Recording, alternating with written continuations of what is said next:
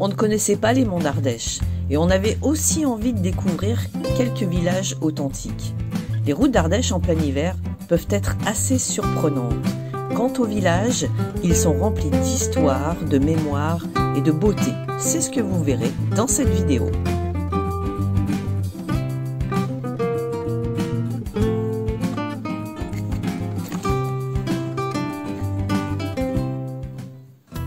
Au début, j'ai cru à un site de la préhistoire.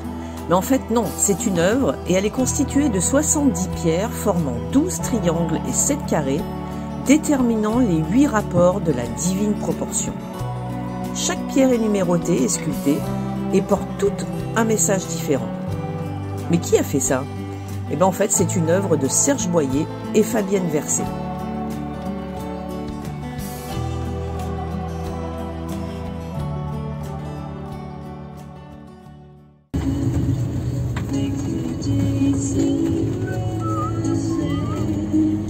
Ah mais ça serait pas lui là-bas?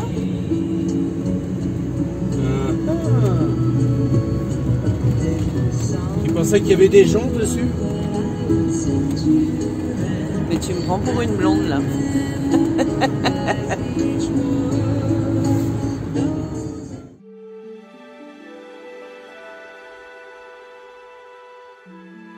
Allez, on va aller voir donc une des sources de la Loire. On est normalement sur la source authentique.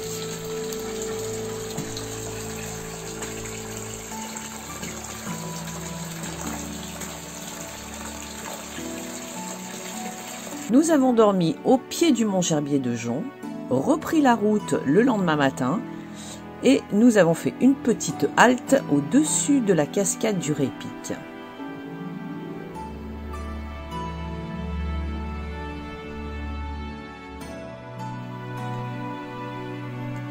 Nous continuons notre chemin et comme je vous ai dit en début de vidéo, quelquefois les routes d'Ardèche en hiver sont assez surprenantes. En fait, on est coincé. Les aventuriers, peinards, mais pas tant que ça finalement.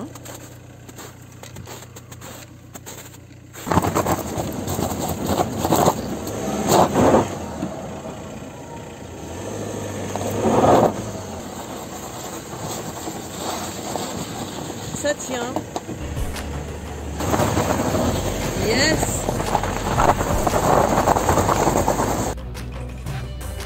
Après ce petit incident de parcours, nous partons survoler le château de Crau.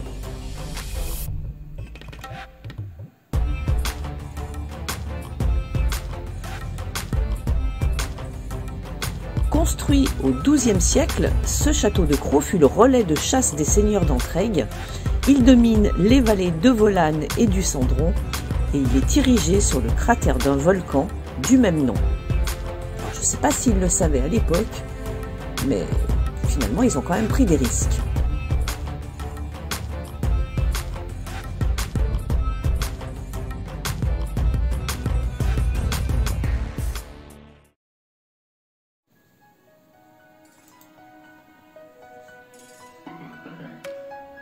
Balazuc est classé parmi les plus beaux villages de France et vous allez vite comprendre pourquoi.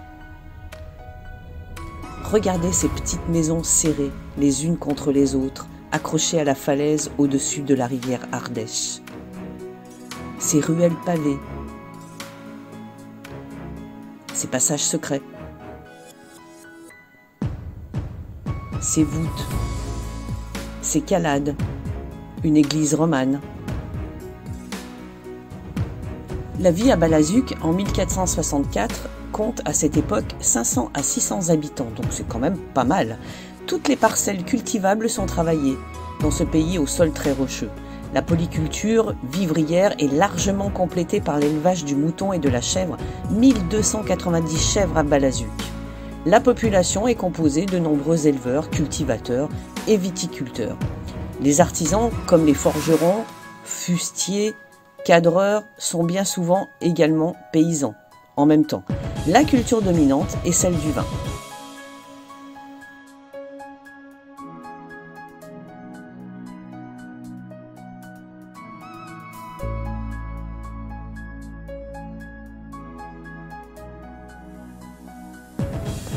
Et voilà, on a fait à peu près le tour de Balazuc.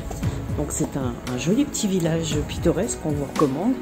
Alors il y a deux églises, il y a une église romane et puis il y a une église normale, on va dire. Vous avez de quoi stationner pour les camping-cars, pour les voitures. Voilà, on va continuer ensuite notre périple jusqu'à Saint-Montan. Ciao!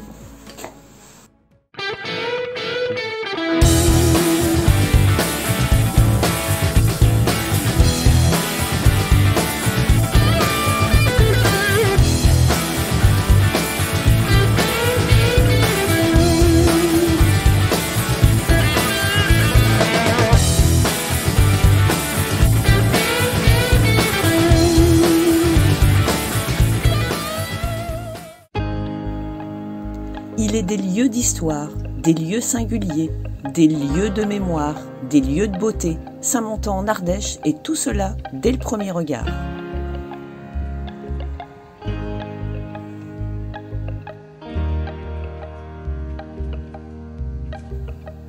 À Saint-Montan, le tourisme n'a pas toujours été d'actualité. En effet, ce village était condamné dans les années 70.